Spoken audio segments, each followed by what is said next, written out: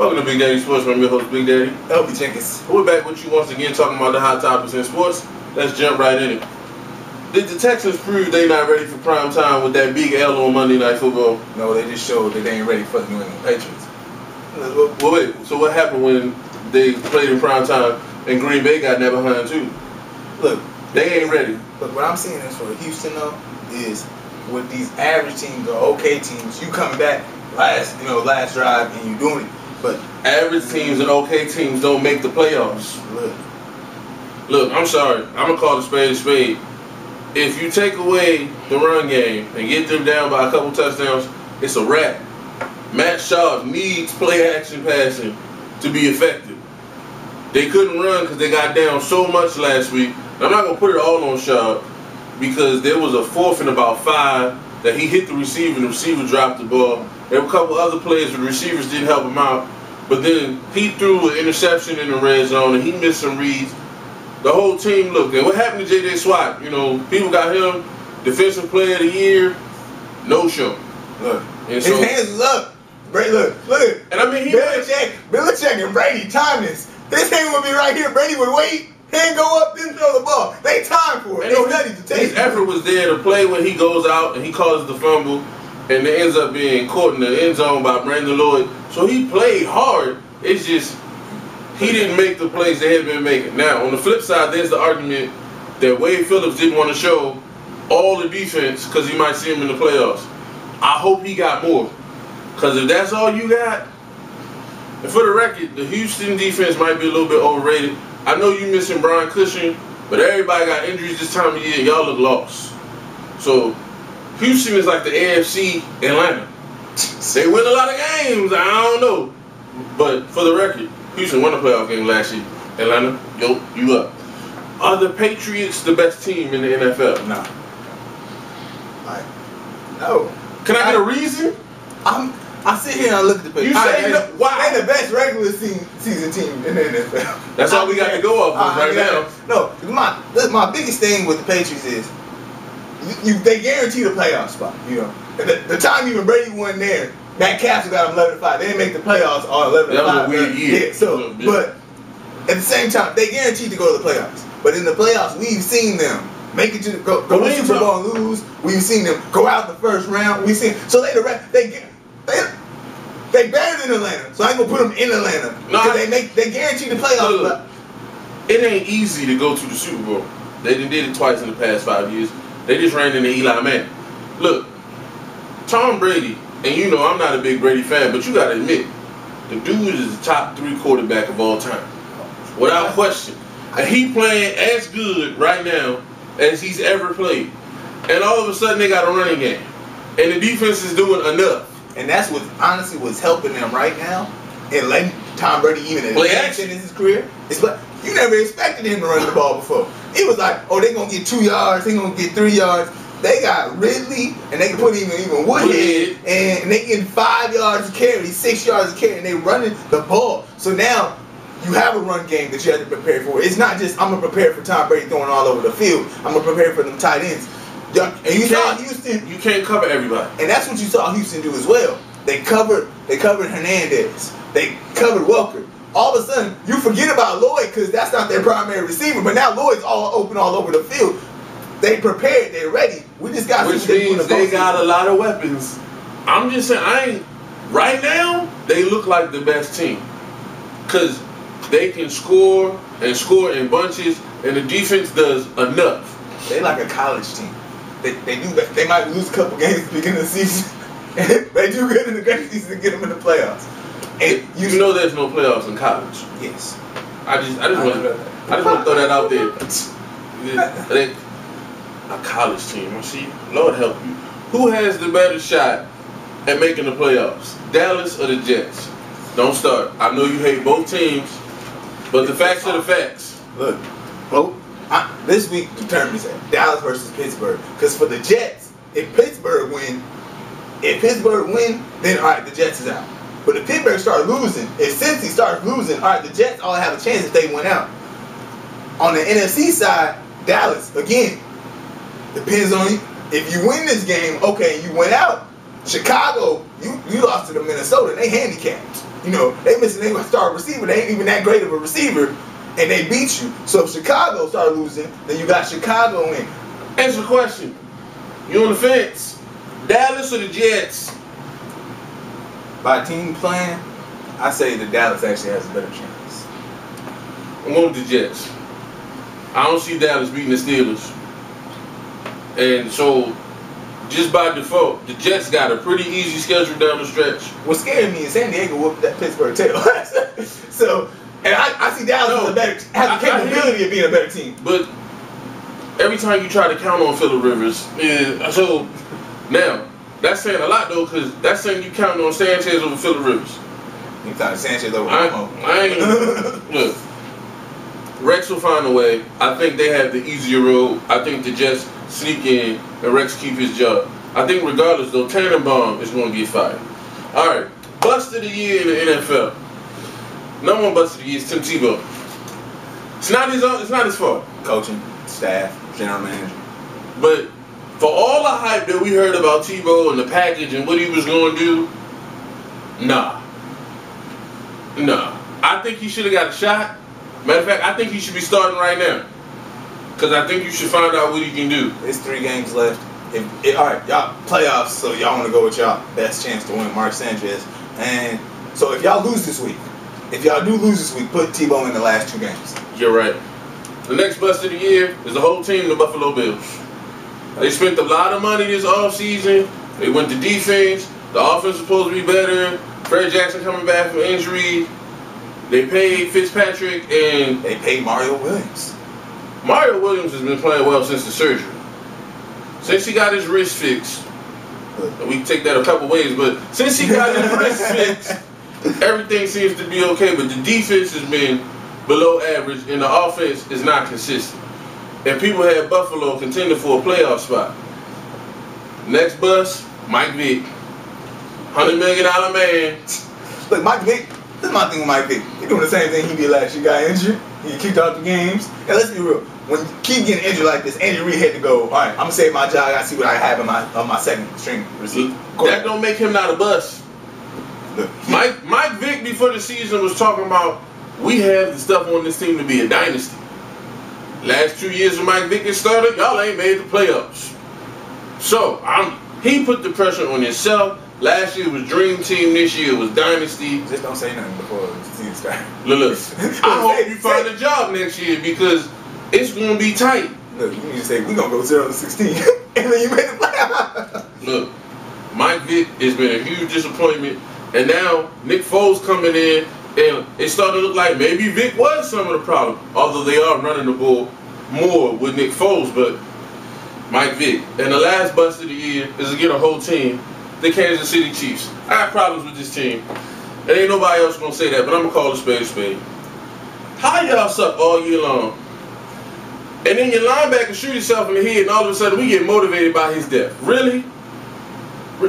That don't make sense. All year long, y'all looked horrendous. Y'all begged for Romeo to be the coach. Romeo become the coach. And the galvanizing factor for the team is a murder-suicide. Help me understand. Look, Kansas City beat the undefeated Green Bay Packers last year under Romeo Cornell. That gave, all of a sudden, this hype. All right, Romeo figured something out. Got to beat Green Bay. So then you go into this season, you got that hype. From that game, it's like, all right, they're going to start something new, and it failed. I mean, they was 10-5 2 years ago and going to the playoffs, so you thinking, all right, they're contending for a playoff spot now, maybe even the division. Of course, this was before the Peyton Manning era in Denver. Answer me how they going for the #1 pick. Jamal Charles is back. You got your safety back from injury last year. All the pieces is there. I mean, I'm not saying they're a great team, but they got on paper enough talent to at least be competing for a playoff spot. They're going to get the #1 pick. And what galvanized you is the murder-suicide. There's some sick people in that locker room. That's all I'm going to say. Sick people in Kansas City. Castle got injured, a concussion, and the fans were cheering. Kansas City messed up at home. Look, I don't know. I'm just saying that's a little weird.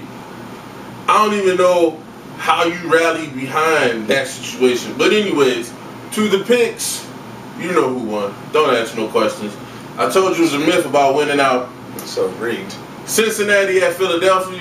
Cincy, but Philly, you better want to win if Andy Reid want to keep his job. I'm going with Cincinnati. Giants at Atlanta. Giants. I was going to pick ATL until your boy Roddy White started running his mouth. We got the best receiving core, and we just that and the third. And what was that receiving core last week? No, what was that receiving core in the playoffs last year when y'all only scored 2 points against this same Giants team? And then he gonna call out Mr. Salsa and say Cruz, oh, the big boys play outside. Really? Look, Cruz do play a lot in the slot, but the man can line up outside and beat you. It ain't like y'all got the greatest DBs in the world. And then you gonna incite the front four of the New York Giants. If there's one front four you don't want to make mad, it's OC and company. I'm taking the Giants. It's sad Matt Ryan gonna pay for your ignorance. Exactly. Green Bay and Chicago. Green Bay. Minnesota can beat y'all. Brandon Marshall running his mouth. With the Charlie Brown Christmas shit, I don't even want to talk about that. Washington and Cleveland. Washington. Cleveland. Now y'all saw what Cleveland did to Big Ben. Nah. Now you saw what they did. RG3 ain't gonna be able to run around. They gonna lay the wood on that little boy. I'm sorry. Minnesota versus St. Louis. Minnesota. Fighting for that playoff spot. Adrian Peterson is the MVP, and they got one stat, and I'll tell you why. The last 7 games, he got more rushing yards than Christian Ponder got passing yards. When you play the Vikings, they put 9 in the boxes. All we got to do is Adrian Peterson, and he's still rushing for over 100 yards a game. On pace to possibly break Eric Dickerson's all-time record. Coming off an ACL, MVP Adrian Peterson. I'm taking the Vikings. Jacksonville and Miami. Miami. Because it's at Miami. Tampa Bay and New Orleans. Tampa Bay. In New Orleans? Tampa Bay. I'm going with New Orleans. Drew Brees, get your act together. Denver and Baltimore. Denver. Ain't going to be close. Indianapolis and Houston. Houston. I don't care what they showed up. Look, Houston got more talent than Indy do. They should win this game at home. Detroit and Arizona. Detroit, but because Matt Stafford throwing picks, Arizona gonna score this week, y'all. They could have scored last week. They still would have lost. It's about 56 points. Hey, a 0 well, that's worse than losing. Look, Detroit, Carolina and San Diego. Carolina, San Diego last week was a fluke. Don't get confused. You on a Cam Newton bandwagon now? No, they have a better team doing. San Diego, Seattle and Buffalo. Seattle. Pittsburgh and Dallas. Pittsburgh. Going with the Steelers. Kansas City at Oakland. Kansas City. Since they galvanized all of a sudden, I'll go with the Chiefs as well. San Francisco and New England. I'm going to go with San Francisco. I'm going to go with San Francisco. Colin Kaepernick is going to go on the road, and he couldn't beat the Rams, by the way. And you going to have him beat Tom Brady in December. I'm going with San Francisco. Because, again, what we just talked about. First of all, can I call a spade? Colin Kaepernick is not no franchise guy. Oh, I agree. Alex Smith should be the starter for one thing. We pumping him up. The only difference between him and Alex Smith, he faster. He got more athleticism. He's younger. He got a stronger arm. No. You know what it really comes down to? He cheaper. That's what it's coming down to. They paying Alex like $9 a year. We can cut Alex after the season. Kaepernick ain't making close to that, and he got a stronger arm, so he stretched the field a little bit. But he's a game manager. Like, we got this hype on Kaepernick like he a franchise guy. No. Brady. And the Monday Night Football game that nobody will be watching, Jets at Tennessee. Jets. I'm going to go with Jets. By default, I'm going with the Jets. All right, fantasy. If you're lucky like me, you made the playoffs in your fantasy season. Let's try to do something now that we done got up in there. Josh Freeman could have a big week versus the Saints' bad defense. If you got him, play him, because the Saints won't give up a ton of passing yards. I don't passing yards, but you didn't pick them to win. Just because I ain't picking to win don't mean he ain't going to throw for 250 plus. You know, he do got this receiver named Vincent Jackson. And the Saints do have a horrible secondary. Agreed. Drew Brees has been slumping lately, but I expect him to come out of his slump. These picks. And he should get his groove back. He plays better at home. What don't you understand? Oh, man. That Tampa Bay's defense is horrible. I picked them over New Orleans defense. But they're still horrible. That's like picking liver versus some Spam. That's both bad options. You pick which one you want to go with. Peyton will have a good day versus the poor Ravens defense. I don't care if Ray Lewis and Terrell Suggs play. Peyton throwing for 303 touchdowns. What you got? I got number defense for you. Seattle versus Buffalo. Buffalo's not going to score. Yeah. And Fitzpatrick automatically throw 2 picks, and I think they're going to be at least 2 more from him. KC or Oakland defense, this is going to be a low-scoring game. Oakland? This is going to be a low-scoring game. Oakland will make you look like a prolific offense. Look. Got Brady Quinn. Now, Brady Quinn did show 1 game. But it's Brady Quinn. Come on now.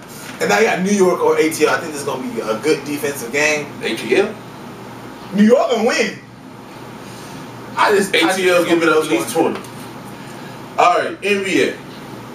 The Lakers. Now, didn't I tell y'all before the season started that Kobe Bean Bryant was going to be a problem? And he's going to take too many shots. It's going to be the problem. When he takes over 20 shots, they are 1 in 10. I'm going to say it again. 1 in 10. When he has 5 assists and takes less than 20-something shots, they're 8 and 3. To me, the writing's on the wall. This is very simple. You got to include your teammates. The other problem that won't nobody say it, I'll say it.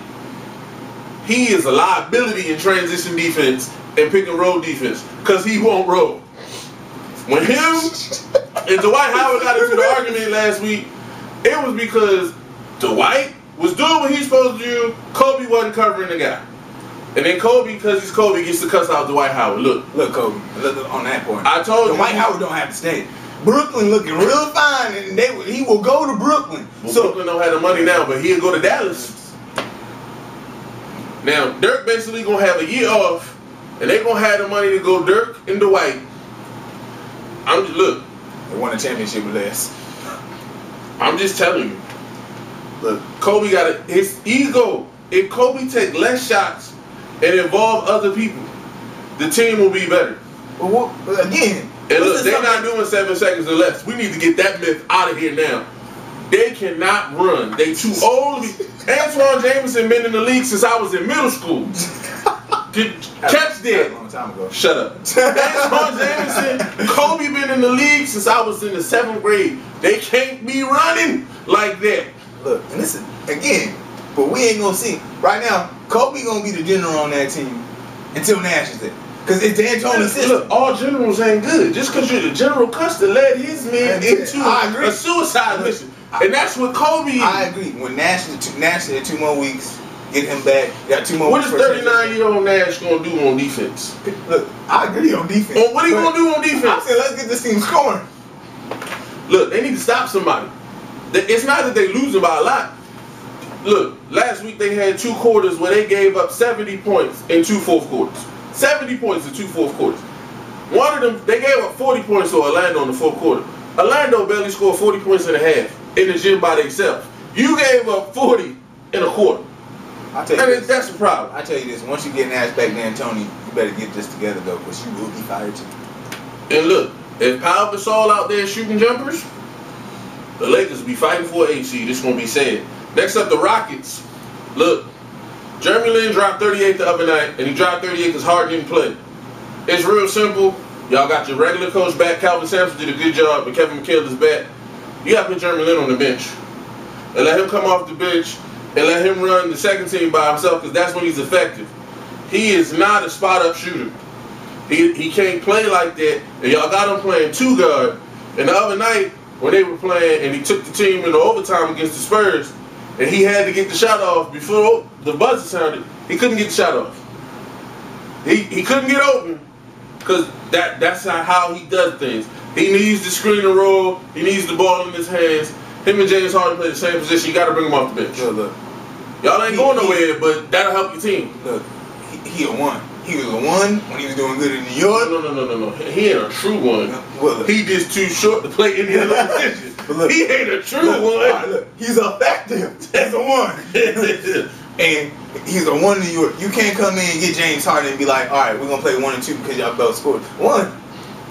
You can't have the same player in the game at the same time. And doing the same thing, occupying the same space. So, and that's what they are. So let Jeremy Lin. I mean, you can pay them both, but let one of them come off the bench. No, Jeremy got to come off the bench. Harden need $80 million. He ain't going to the bench. But Jeremy, sit your hind parts down. And next, the Knicks. I know we all thought the Knicks would be better, but nobody saw this coming. New York. Jason Kidd shooting 50% from three. Melo looking like the MVP.